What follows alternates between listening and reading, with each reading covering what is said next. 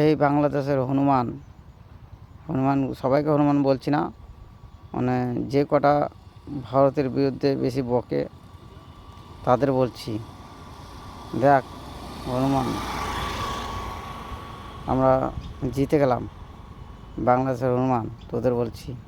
আর এক হনুমান বলেছিল না ভারত জিতলে ভিক্ষা করবে, ওই সেই হনুমানটা কোথায়? ওই হনুমানটাকে সামনে এসে ডাক, হনুমানটাকে দেখা, জিতে গেছি। আরে হনুমান, আমি তোকে বলছি ভিক্ষা করিস না, ভিক্ষা করলে গরিবদের ভিক্ষাটা করে পাবে না, ওরা তো না খেয়ে মরবে। তাই তো তুই হনুমান তোকে বলছি, তুই এসে আমাদের জুতো পরিষ্কার কর, জুতো চেটে খা, তাহলে তো কিছু বলবো না।